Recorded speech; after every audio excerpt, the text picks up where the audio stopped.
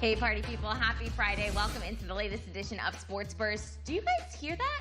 It's the Champions League anthem because it's Friday and the Champions League is back. No, we are not dreaming. We head straight to Barcelona where our very own Jamie Easton is standing by because he's going to give us the lowdown ahead of Real Madrid's clash at Manchester City. We're also going to look ahead to Juventus versus Lyon, preview tomorrow's matches, Barcelona taking on Napoli, and of course Chelsea looking for a miracle in Munich in their clash against Bayern. So much to get to. Sports Burst Champions League edition starts right now.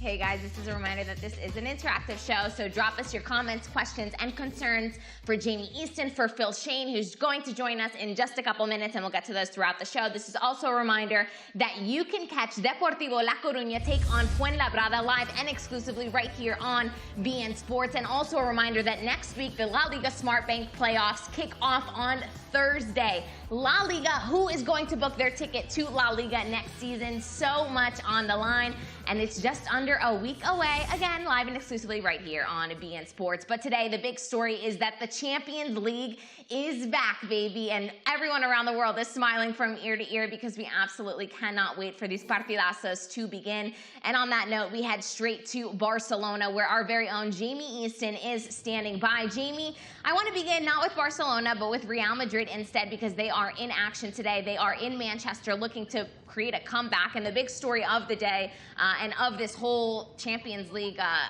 chapter has been Gareth Bale. Zinedine Zidane confirming yesterday that Gareth Bale is not on the squad for a personal reason. How is this news being received in Spain? Well, look at my face. I'm smiling. Everybody's smiling because the Champions League is back, but I don't think that Madridistas are smiling with the attitude of Gareth Bale. We've known that this has been a very hard season for the Welshman. In fact, Zinedine Zidane in the pre-season said that he wanted Bale out. Then Gareth Bale had to stay because in the end the transfer to China didn't close because Real Madrid didn't want to give for free Gareth Bale, despite he has a huge salary and he would have avoided some payments for the white club. Gareth Bale stayed. He hasn't been relevant for Zinedine Zidane throughout the season, and in the last games in La Liga we've seen him in the stands and all the cameras were focusing on what Gareth Bale was doing, how he was putting the mask, where his feet were, how he was reacting to his teammates, and that's what Gareth Bale wanted to avoid today at the Etihad Stadium in Manchester. That's why he asked Zinedine Zidane, if I don't have to play in a single minute, I prefer staying in Madrid. Well, the Real Madrid fans don't like that. Obviously, the Real Madrid press is criticizing Gareth Bale. Again, there's a problem there, but obviously, Gareth Bale today, what did he do? Gabby, he went to play golf. That is his real passion, not Real Madrid. And those images, we saw them exclusively here in Spain, thanks to our colleagues in El Chiringuito. So that adds more controversy to the Gareth Bale soap opera. Absolutely, quite literally, as Zinedine Zidane was speaking and addressing the press, Gareth Bale was on a golf course playing golf. It's like a telenovela written by producers all around the world. It's just too good to even believe. But let's get to the business. Real Madrid need to turn around a 2-1 deficit, and they are without their captain, Sergio Ramos, who is suspended for this one. Mariano is not available because of coronavirus. I want to ask you, and Zinedine Zidane is a man who always surprises us, but who is expected to start? What are the papers in Spain saying about Zinedine Zidane's potential starting 11? Well, what's obvious for everybody is that Toni Kroos has to start. That was the huge surprise this season for Zidane when he left Toni Kroos on the bench on the first game against Manchester City. Probably that had its consequences with the final result. Toni Kroos is one of the best players right now in the midfield. He has to start together with Casemiro. I believe that the huge doubt for Zinedine Zidane is just in order to align four midfielders he sometimes has done in the big games. He likes to put four midfielders, or if he will go for a 4-3-3 with Karim Benzema, Eden Hazard and Marco Asensio. Those are the two options, and we'll see in just a few hours what he will finally decide. Yeah, and as we said, this is a man who always comes with a surprise. Pep Guardiola in his pre-match press conference said, that they studied very much how they can cause problems for Real Madrid. For you, Jamie, where can Manchester City cause problems for Real Madrid?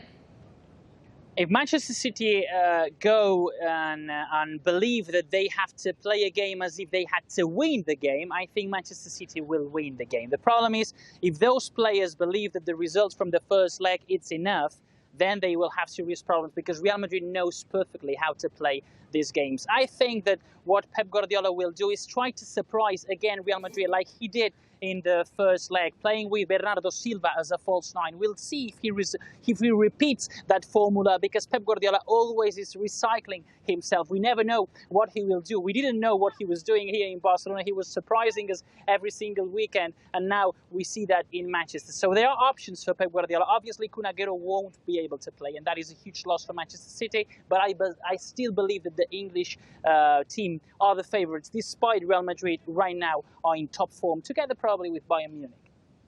Alrighty, I want to switch gears. I want to get to Barcelona. We have taken a look at their squad sheet, and it was quite shocking to be honest with you. We know that Arturo Vidal and Sergio Busquets are not available for this match. Arthur has decided not to come back from Brazil. Umtiti is injured. You take a look at the squad, and there are so many youngsters. I mean, we even see the Miami native Conrad de la Fuente on this list. He could make his Champions League debut. Does this just put to the forefront Barcelona's lack of depth and one of the major issues that has become a huge problem this season? Obviously, you cannot play the most important game this season at home in the Champions League against Napoli just in order to go towards the quarterfinals and play in Portugal with only 13 professional players. 2 of them are goalkeepers, so it's practically 12 professional players. 9 B players will be tomorrow at the Camp Nou in the most important game of the season. We have to remember that only 1 week ago, the B team had to play with 9 under-18 players because there weren't any players left. So that tells us a lot of how the sports directing, managing issues of Barcelona in order to build the squads of the teams have worked. It's not normal that a team that wants to win a treble just sends on loan 4 players in the winter transfer market, leaving a more short squad than they had in August or September. That talks a lot, that explains a lot, despite there are some players injured, obviously, and sanctioned like Busquets or Arturo Vidal. And by the way, Artur Melo is back in Barcelona, Gabby. He wants to negotiate to leave Barcelona. I spoke with his agent yesterday. He told me, Jamie, Artur Melo hasn't changed his position. He doesn't want to play a single minute with the Barca t-shirt. He's very upset with Quique Setién. He's very upset with the Barca board, but he has come to Barcelona to rearrange the situation and to just end up his contract. What they say in Barcelona, Artur Melo, you cannot step in our premises until you get a COVID-19 test. Oh, wow. Yeah, Artur Melo making it very clear that he does not want to play for Barcelona again. I want to talk about the press conference, the pre-match press conference. Both Quique Setién and Sergio Busquets speaking. First and foremost, Jamie, Busquets is not available for this match. Why on earth was he the player addressing journalists and the media ahead of this match?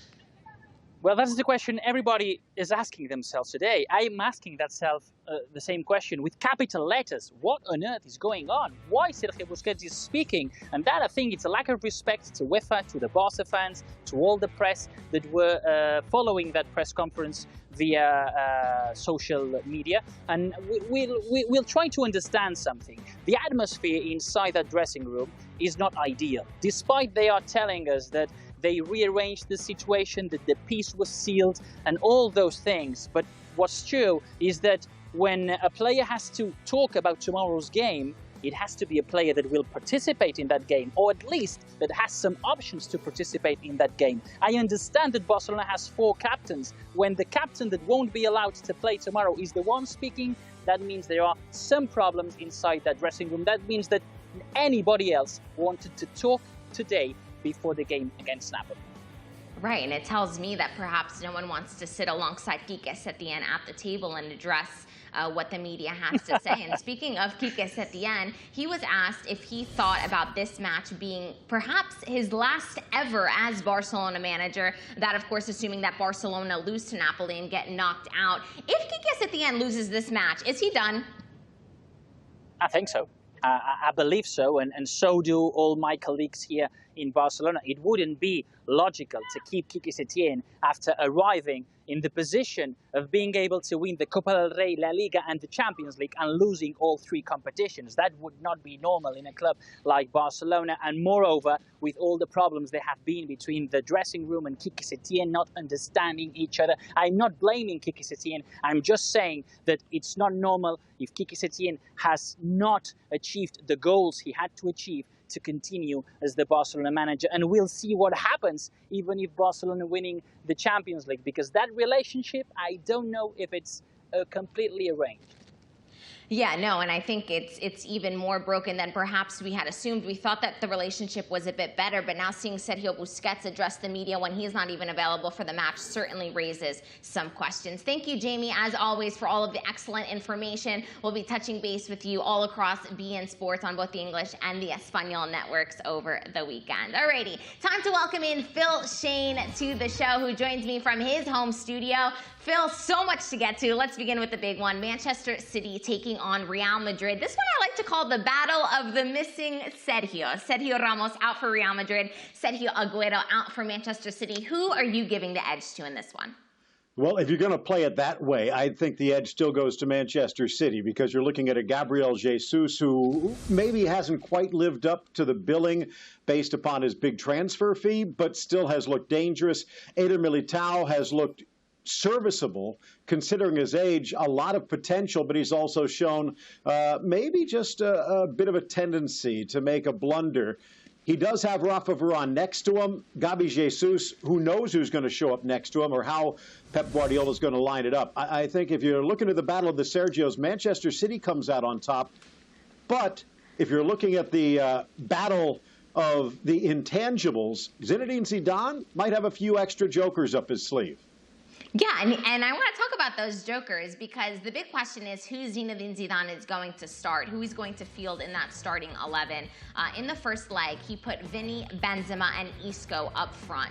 Who do you think gets the starting 11 nod from Zizou in this one? It's a very good question. I wouldn't be surprised to see Isco from the start for two reasons. Number one, he's not really a player that's based on speed, so it's not as though you're going to have someone trying to take on an aging defense or a tiring defense in the second half. It is a guy that has seemed to be, since football started up again, in the good graces and in the plans of Zinedine Zidane almost every single game.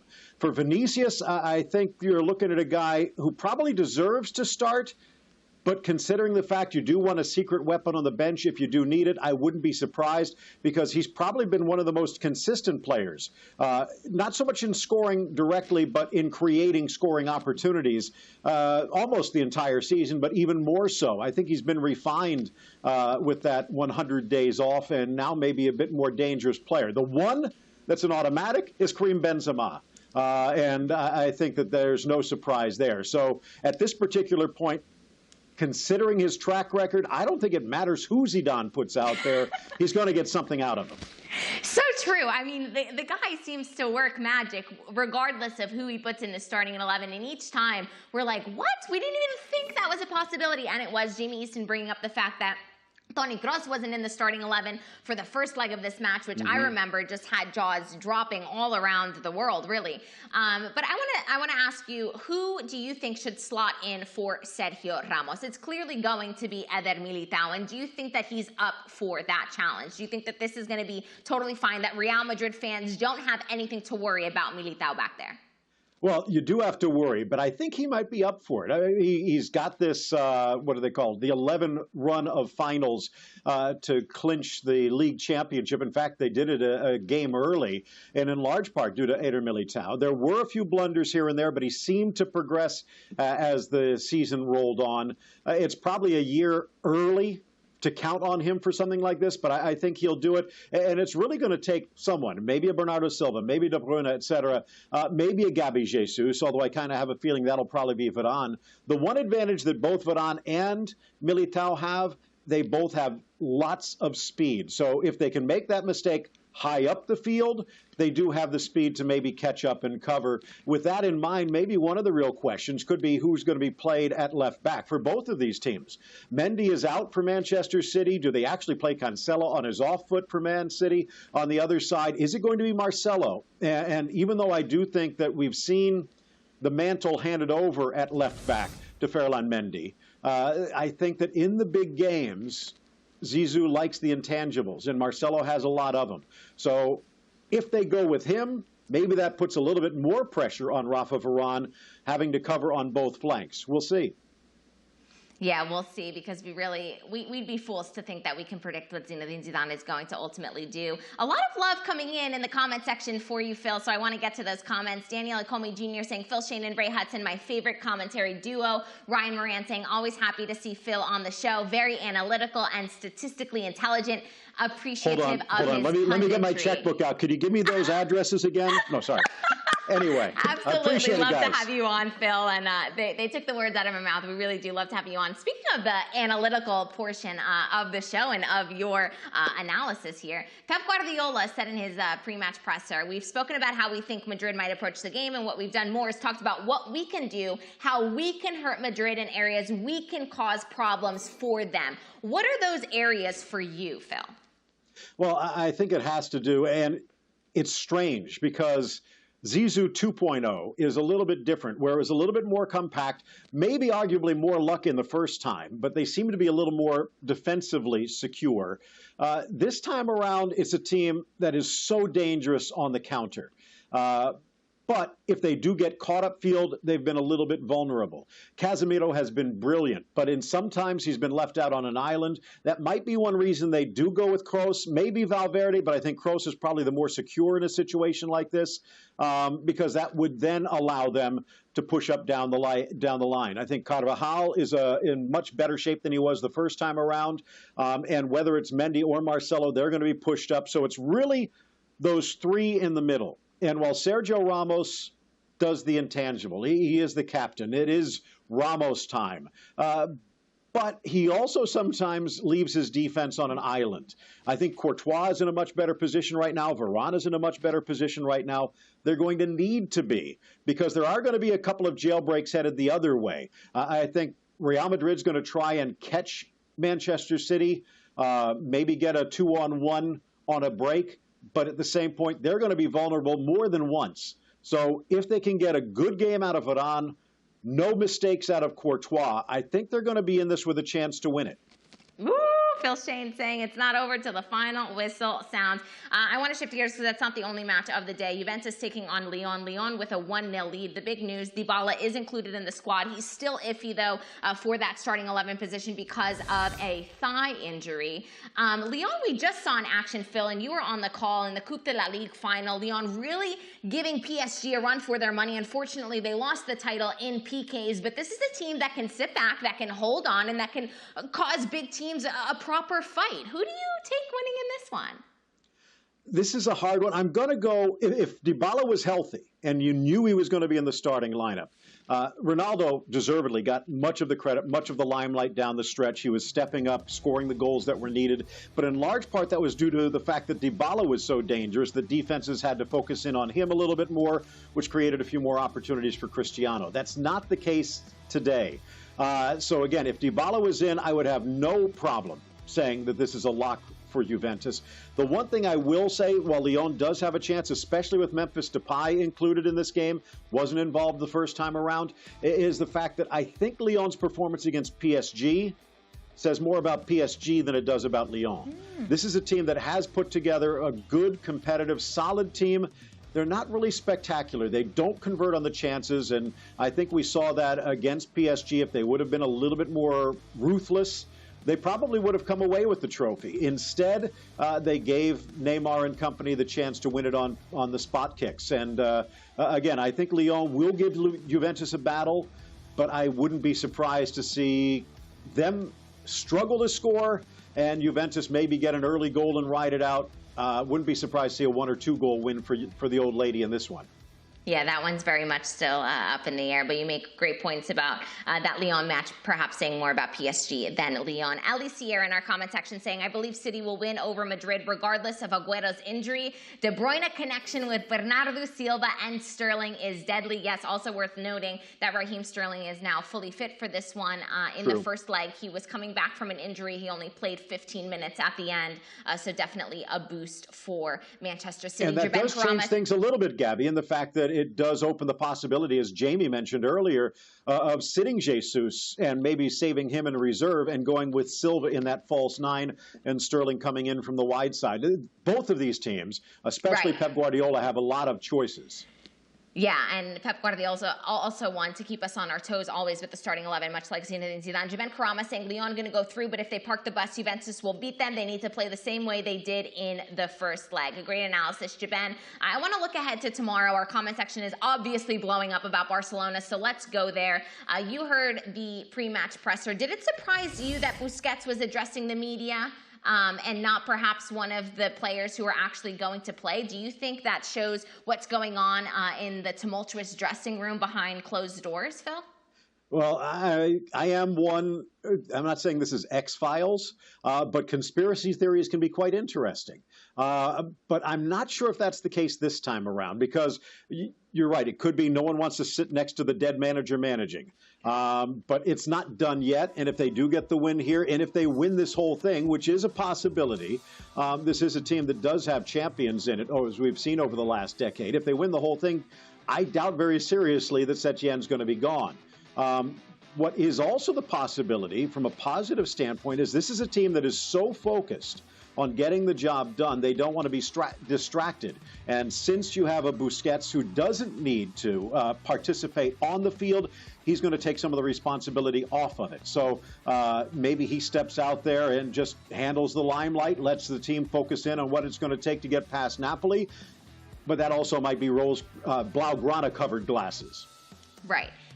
Also, I do want to give everyone full team news and then ask you who you expect Quique Setien to field in his starting 11. Sergio Busquets and Arturo Vidal are suspended in this one. Arthur, as Jamie said, is in Barcelona. He has returned from Brazil, but he refuses to play, and so he is not available. Ousmane Dembele did not make the recovery in time, so he also is not available. Martin Braithwaite cannot be registered for the Champions League because Ousmane Dembele was already registered, and he was a January transfer. And, of course, Griezmann has made a full recovery, so he is fully fit.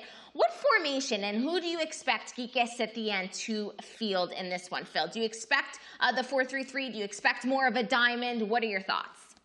I would expect a little bit of a diamond, maybe a Ricky Puig, but this is asking a lot, allowing Messi to kind of have someone to play off of in the middle. I want to kind of refer to something you mentioned with Jamie earlier, is Conrad de la Fuente, a guy who has been on fire for Barcelona B since earning the promotion, the kid out of Miami. And I was thinking, you know what, we could see him next year in an early Copa del Rey game. I didn't think there was the chance we could see him in a Champions League game here today that's practically must win. But it's a possibility. They're just running out of bodies. And I think that's one of the reasons that Real Madrid was able to take advantage in La Liga, and it is a concern for Setien at the moment. I think the one, and it might be a little strange, Braithwaite, they knew they weren't going to get. Dembele would have been a miracle. The strange one that they might miss the most is Arturo Vidal, because he does a number of things. He'll do anything they put their mind into. I think if they gave him the gloves, he'd fill in for Ter Stegen and wouldn't even blink. This is also a guy that likes to go north-south. He's very good and tricky, as we've seen with some of these setups. And Barcelona's pushed down the line to try and get the title.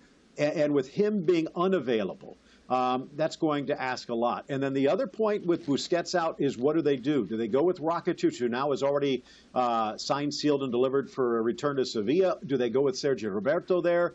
De Jong has a lot of rust and little experience on the game recently. There's a lot of questions for Setien. I still think, with all of that, this is a team that's good enough to advance to the next round, where hopefully they'll be a lot more healthy with a lot more players available. Wow, so you are picking Barcelona to go through. Do you think that Quique Setien, well, you think that if he wins the Champions League, he will stay put. But if he loses this match and Barcelona get knocked out, do you think by Monday Barcelona will be managerless? I don't know if it would be as soon as Monday, but it would basically be just waiting for the clock to tick to midnight. And especially with some of the comments that are coming out. We already know Xavi's going to wait until after the election. We know that Koeman is supposed to wait until after the Euros. But now all of a sudden you have someone like a Pochettino. Mentioned Barcelona beIN, they could promote from within to try and get at least 1 year out. That worked rather well before with Pep Guardiola. So he pretty much needs to get to the final to even have a chance to stick around, and he probably needs to win the whole thing. Yeah, which is not an easy feat. And last but certainly not least, I've been given the 30-second warning, Phil. Chelsea taking on Bayern Munich. Do Chelsea pull the miracle in Munich, or is this one done and dusted? 3-0 is practically impossible to overcome. And I think the way Frank Lampard has come back, this is a Chelsea team that could win this game, maybe even by a couple of goals. 17 straight wins for Bayern, but they haven't played in a month. They're vulnerable. They're not that vulnerable, though. 3 goals, yeah, they're through. I tend to agree. That one's pretty done and dusted. We do want to let you guys know that we have run out of time, but check out beINSportsGiveaways.com because you guys can win a signed Real Madrid and Barcelona jersey. Check out La Liga Smart Bank action live on the network today. Fuenlabrada taking on Deportivo La Coruña. For me, Phil Schoen, Jamie Easton, thanks.